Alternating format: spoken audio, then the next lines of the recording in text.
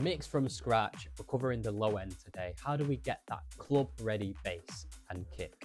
That's what we're covering today. We're covering compression, saturation, frequency delegation, everything to do with how we get that low end nice, thick and pumping. So please like, please subscribe, please comment, and please share this with someone who you think needs to learn more about mixing their low end. And yeah, hope you guys enjoy. We've done all the housekeeping. We've done all the making sure everything's right levels. We've set up our sends. We've set up our buses. Start with the most important part of any club track, the low end. I'm going to put all three of these through what I'm going to call a bass bus.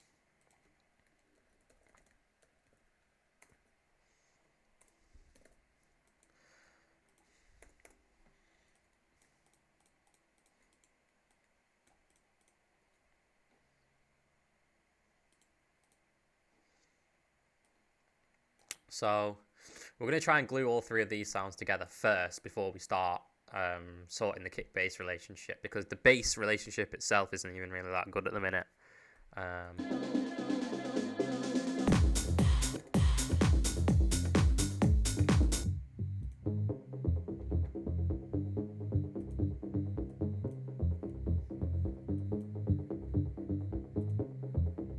Probably best if we do it, yeah.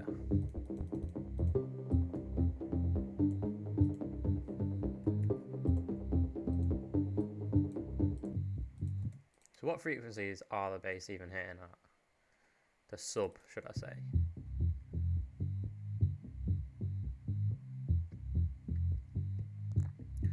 $80 to about 110. So the kick can nicely take much lower frequencies than that. So probably do that.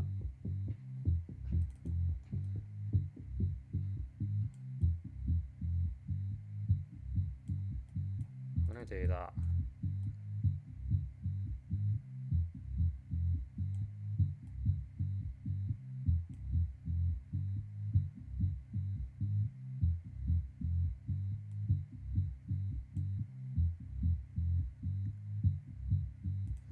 Cool. So now let's EQ this and get rid of any nasty low end that's just not needed.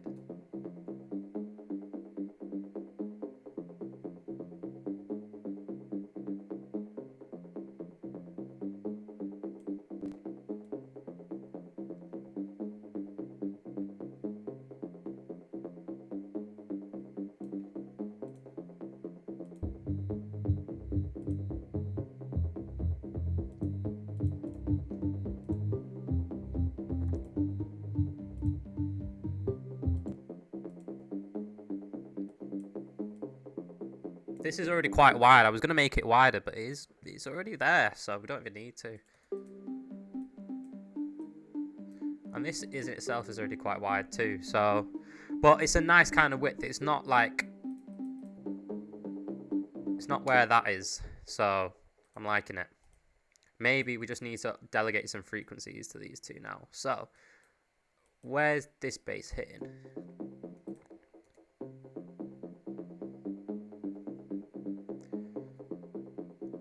$260 to about 330.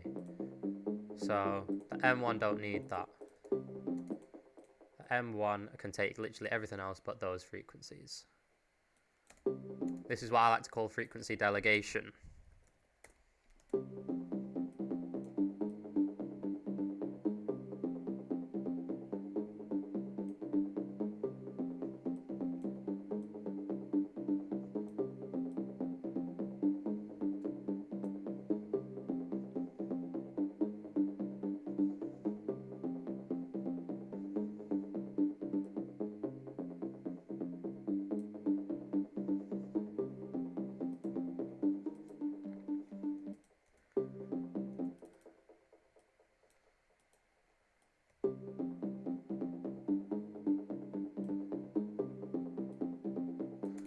Cool.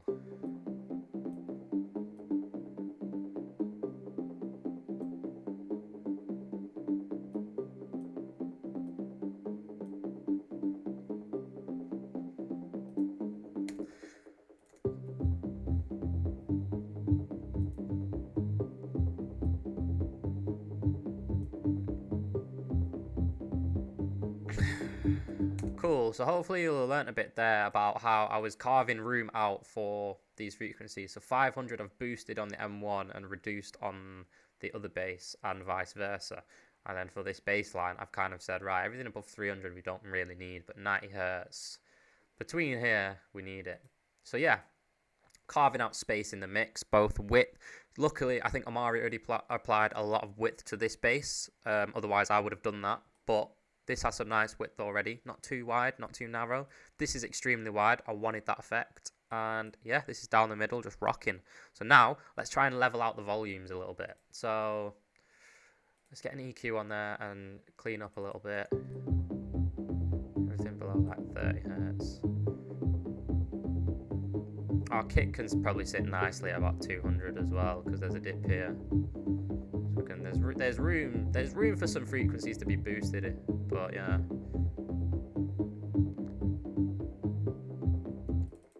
So that 400 region.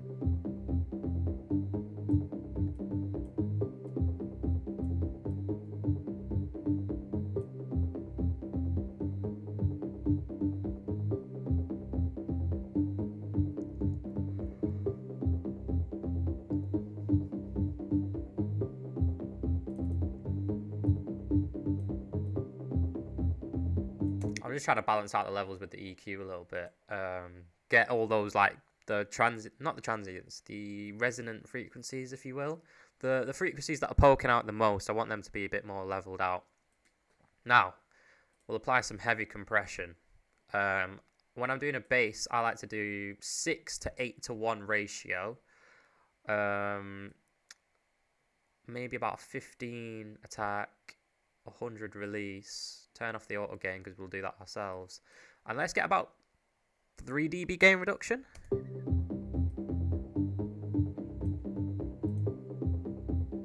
Two and a half.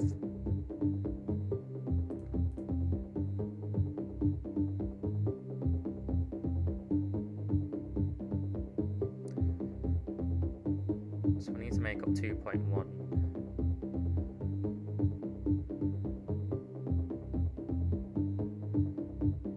Yeah, we need to make up 2.1.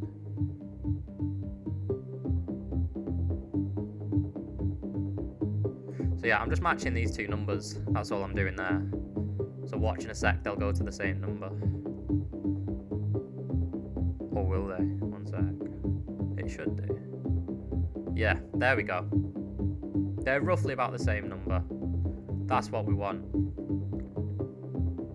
They're gliding around there anyways. Maybe turn this down a little bit.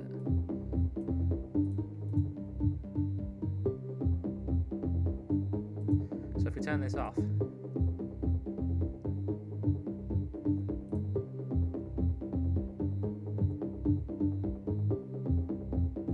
Volume-wise, they're sounding a lot more coherent now. Way more coherent. So I'm going to get a saturator on there. FabFilter Saturn. If you've not got FabFilter Saturn, I would use Wave Shaper and just a little bit. I'll show you now. Fruity Wave Shaper. A little bit. And then bring the pose down to volume match. But if you do have Saturn, this is a really cool trick that I learned. Set it to about 120. Turn this down, keep it on something a bit more like gentle saturation, because even when you've got a plugin going through a saturator or any type of tape distortion, it still will affect it even when you've got the drive at 0. The only way to truly get rid of it is by doing that. But we do want this dynamics button, because what this is going to do is going to compress the low end. So in a way, it's like a multi-band compressor as well as a multi-band saturator.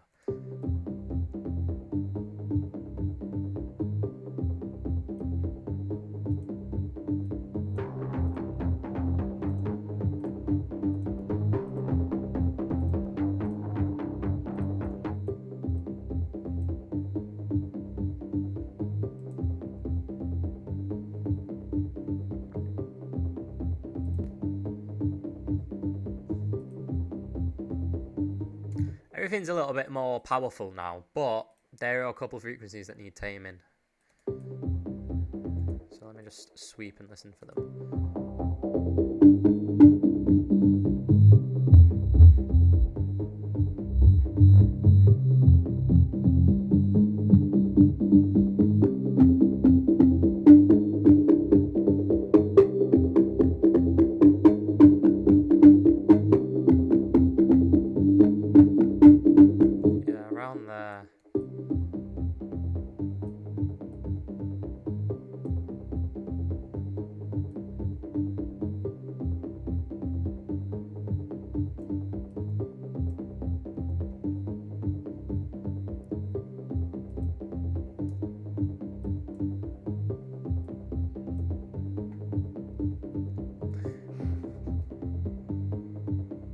Just turning the volume down.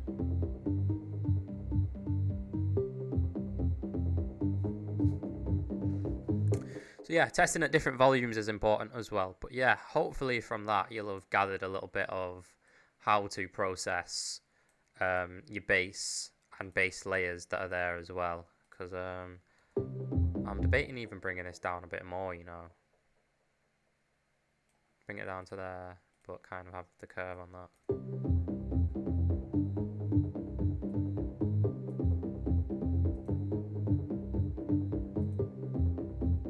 Yeah, that cleans the track up a little bit.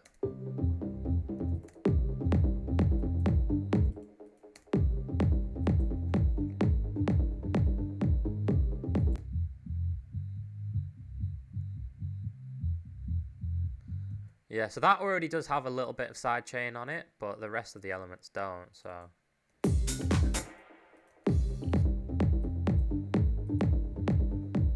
I am going to EQ this kick first though, because there is one frequency that's standing out that I'm not liking, I think.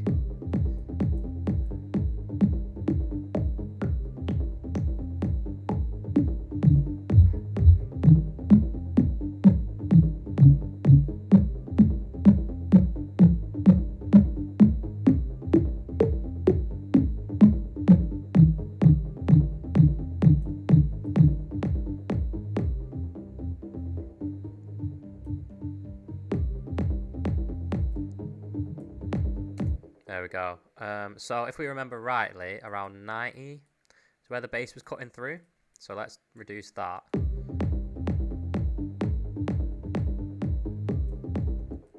And boost around 50.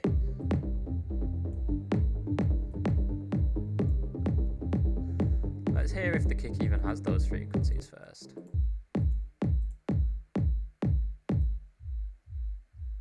Yeah, so it's got some nice sub to it, so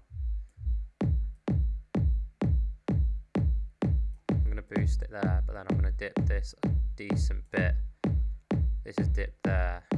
Yeah. That'll do for now. I might give some back at 110 or around 100. Yeah, there we go. So if we turn that off,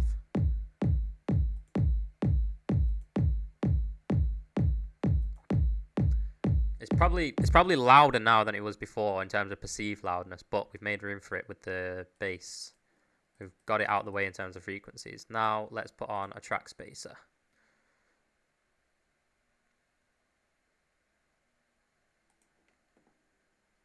Yeah, you guys can see that. My track spacer just does this. Hang on. Yeah. Oh, have I not sent the kick through? Yeah, so you always want to make sure you're sending the kick through like that. So that it's receiving it as a signal. And then it'll load up there, kick top.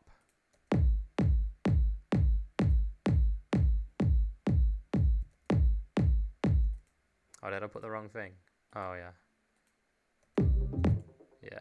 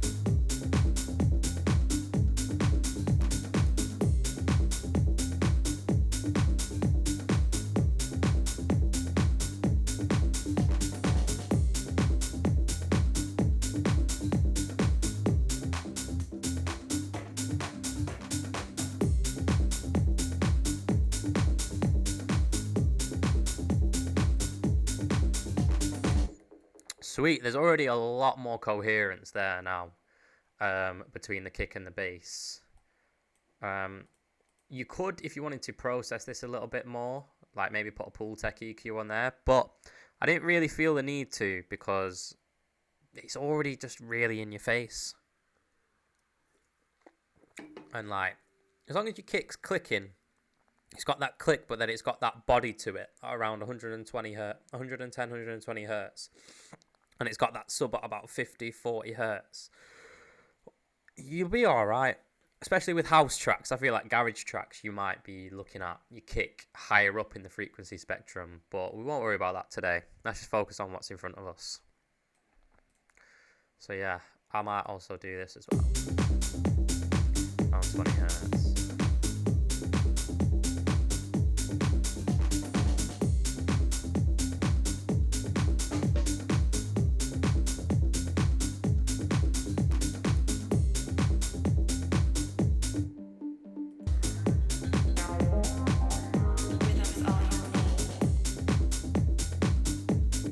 So that sort of the top of this M1 needs to pop out a little more.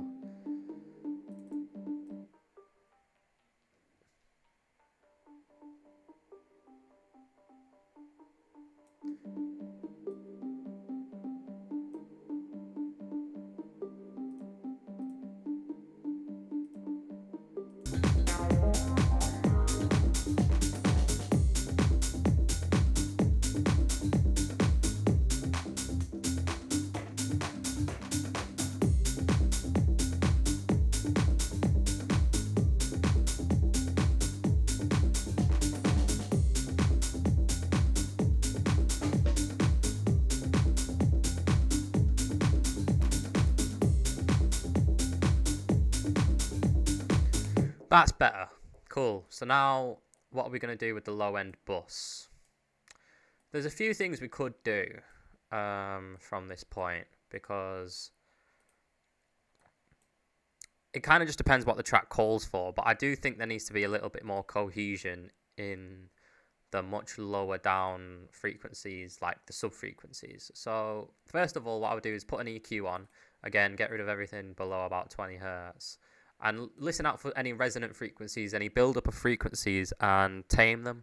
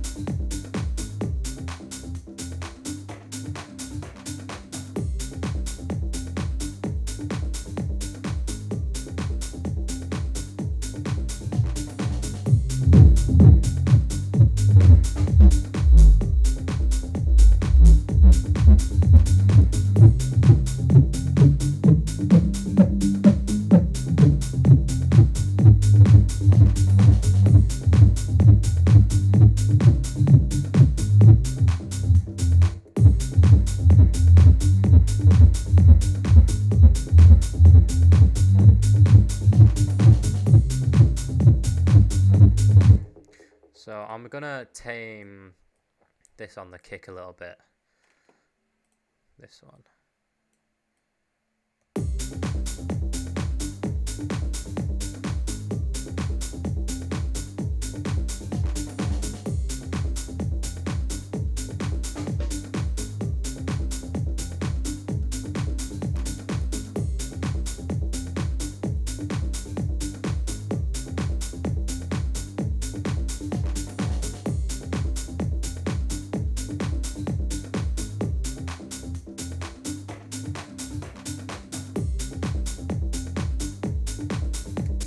Always remember to save your projects as you're going through as well. So many times I forget to save my projects, so yeah, make sure you're doing that.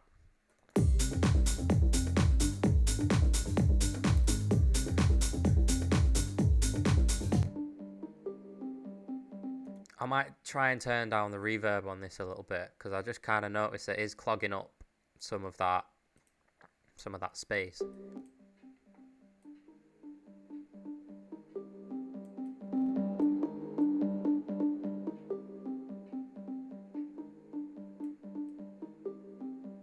Try and do that.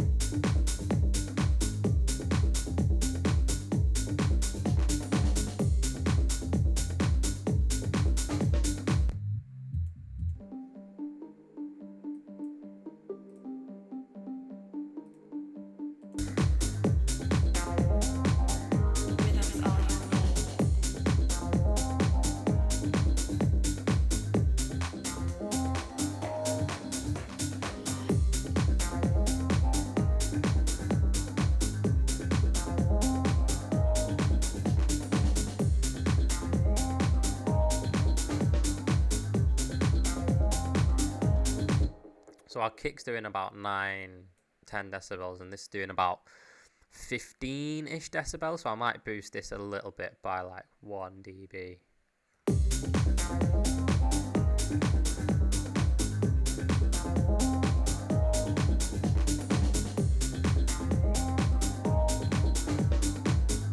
Yeah, better.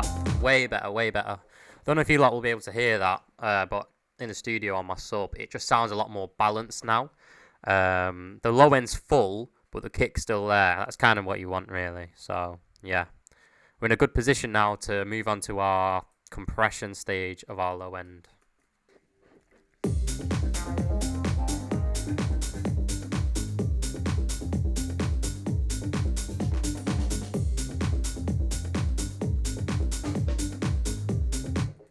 So I'll put a multi-band compressor on here. And I only really bothered about everything below 120. We just want to make this like a nice thick piece of sub.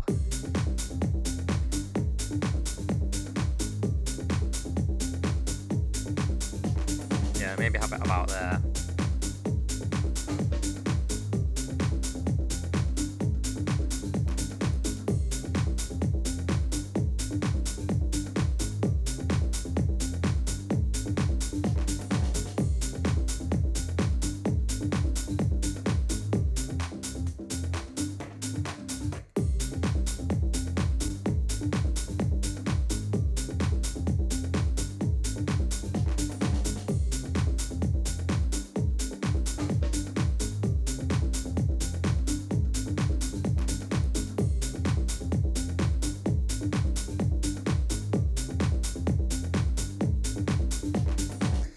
That's sitting a bit better in the mix now, and that low end is really like, it's compressed. We've done about 2 dBs gain reduction there, and it's helped that subby low end bit glue together, but we're still keeping the dynamics of everything above it.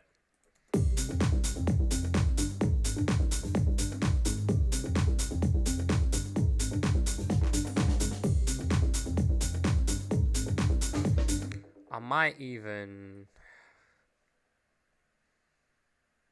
maybe around 300.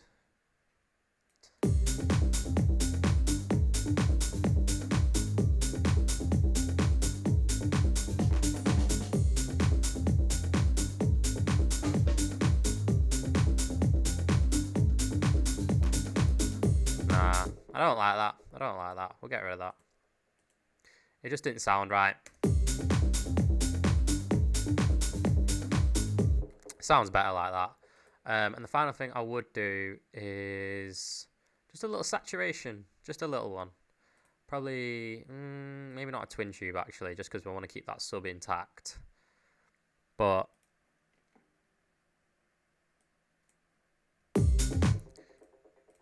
I would do this again, but this time we'll turn this off.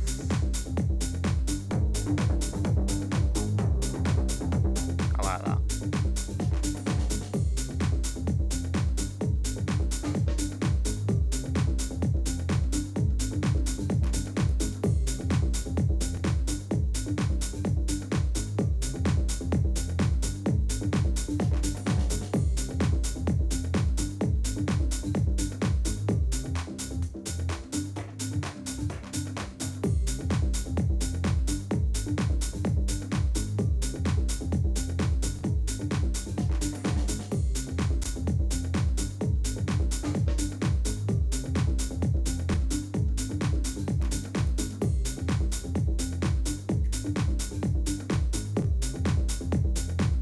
There's only one thing I'm concerned about now, that the sub frequencies, there's something there that's just not sounding good.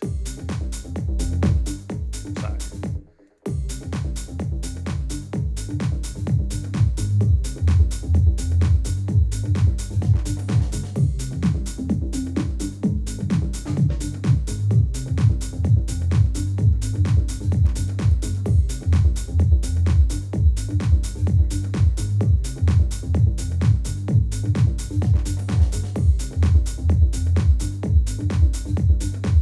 It's around 80 hertz.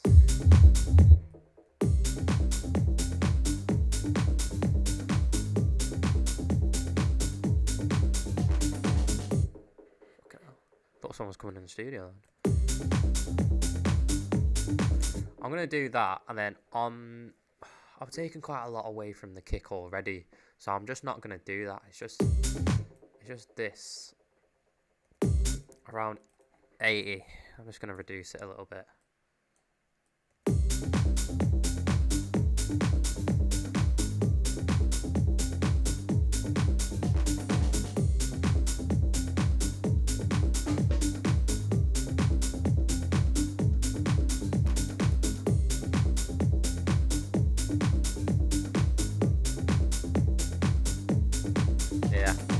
Way better, way better. We could even push this a little bit now.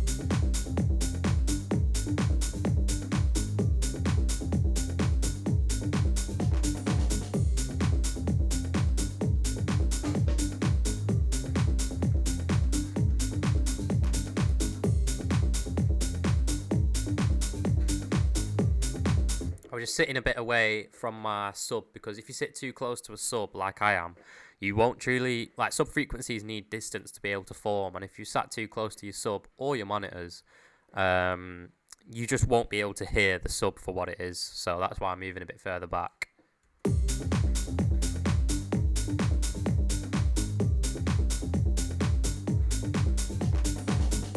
I just think the kick could come down a touch.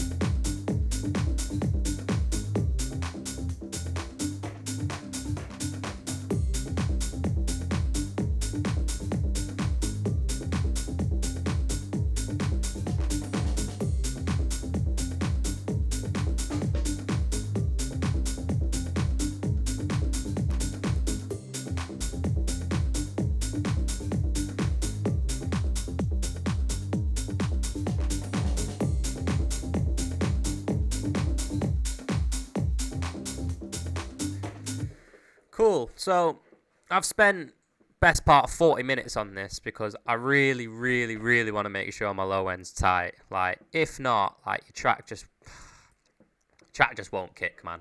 In the club, in the car, on your headphones, you'll suss that out really quickly, and it'll just ruin the overall feel of the track. Let's have a look on Span or Spectrum Analyzer and actually see, like, you know, what's it looking like.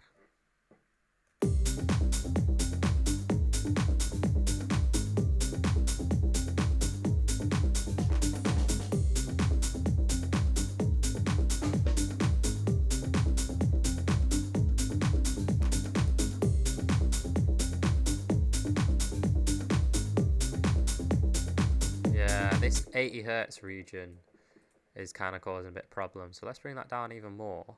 But I saw at 150 there was room, so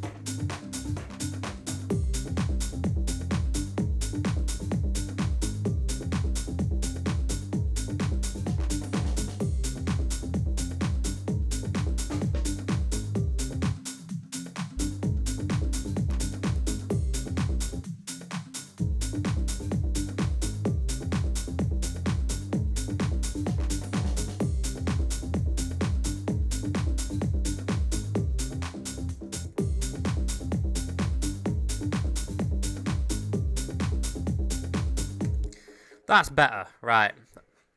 Hopefully, if you're spending this long on your low end, you shouldn't feel bad. Like, if anything, we've really, really took time to make sure that we've got a low end that holds up in the club. Because otherwise, you're going to be, your track, there'll be issues. There'll be a lot of issues. So getting that balance between your kick and your bass is so important. Making sure that you know, your bass, your track spacer. Making sure all that stuff is just kicking and it's just hitting properly, because otherwise, you know, there'll be issues, man. There'll be issues. And I don't want you guys to have issues. I want you guys to feel confident in playing out your tracks. So yeah, hopefully that's give you a bit of insight into how to mix your low end. It is a lot better to mix your low end in a studio setting with either a sub or a large set of speakers. But if not, you still got it. You still got it. You just got to keep in mind your limitations of your listening environment.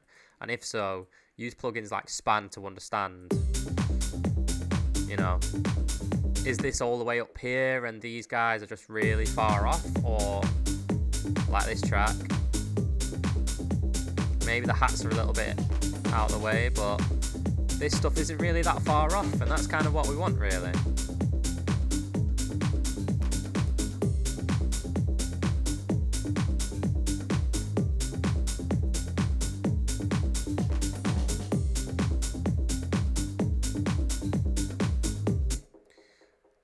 I might even boost around here as well.